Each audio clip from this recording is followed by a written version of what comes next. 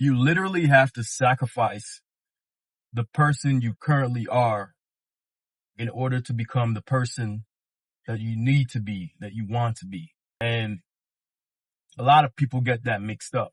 All of us have this idealistic version of ourselves, this version of ourselves that we see in our heads that we want to become, that nags at us constantly because we feel a sense of unfulfillment because we know we're not who we need to be. But for some reason, people think that you get there by being the same person, or eventually, miraculously, you're just going to end up getting there and becoming that person.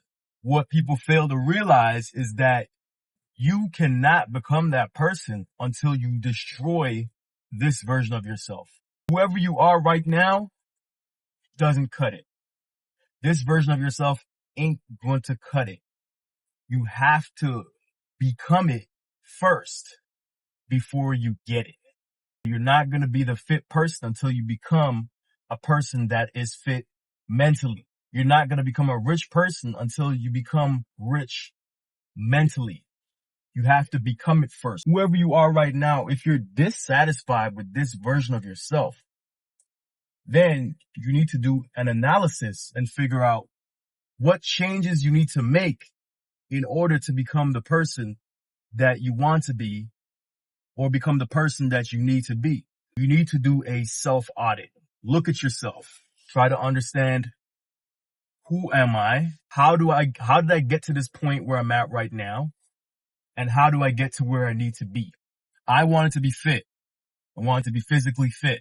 When I got up one day, a couple years back, and I looked in the mirror and I saw that I was this unhealthy, fat man that I'd never imagined myself to be, I knew I had to change it. And who I was at that time, I knew I couldn't be that person and get fit.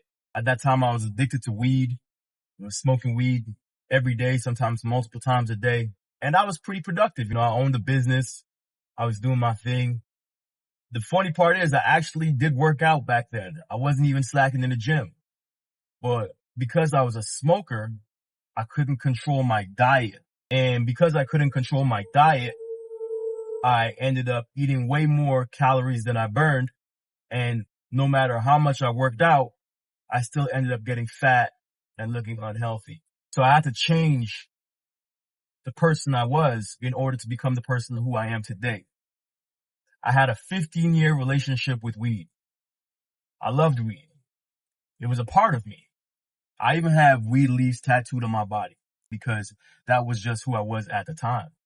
I'm not mad at who I was at the time, but I sacrificed it.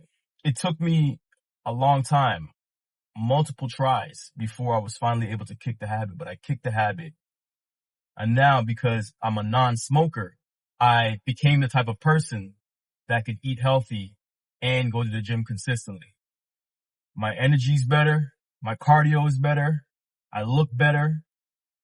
I remember everything that I have to do. My memory is great. And I became a better version of myself, the version of myself that I really thought I should be because I gave up being who I was in the past.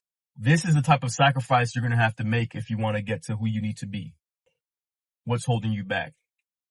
What is keeping you from getting to where you need to be? You know this. Take a self-analysis. Look in the mirror. Understand that I have this habit and this habit that is a self-destructive habit and it needs to change. And then once you do this self-audit, don't aim to change everything at the same time because you will fail. The only time people make overhauling life changes is when there's a catastrophe. If there's no catastrophe, people don't change just like that. So you have to choose one thing, one bad habit, one major change that you have to make, and you focus on that exclusively, and you knock it off. And then when you're able to knock that one thing off, then you move on to the next one, and then the next one. And it might take you months, it might take you years, but the awareness of your situation is what's going to take you to that next level. You need to be honest with yourself.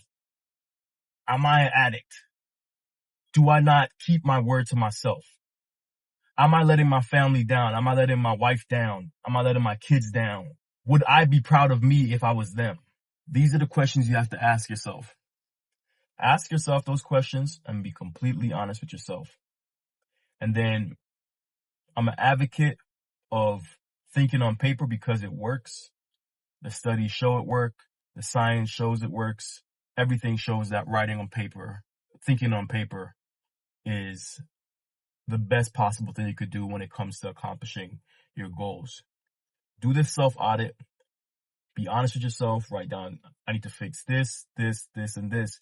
And everything that you need to fix, every bad habit that you need to overcome is what's going to help you become the person that you know you can be. These are the steps. It's very simple. All of these bad habits, vices, and things that are holding you back, these are your life tests. And once you pass that test, you level up. You go to the next grade.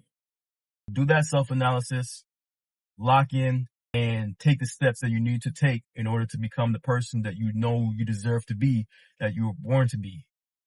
Because if you're dissatisfied and you feel an emptiness about you, that's because you're not doing what you're supposed to do. So the only way to fill that void is by accomplishing the task that you know you need to accomplish and becoming the person that you know you need to become. That's my little rant for today.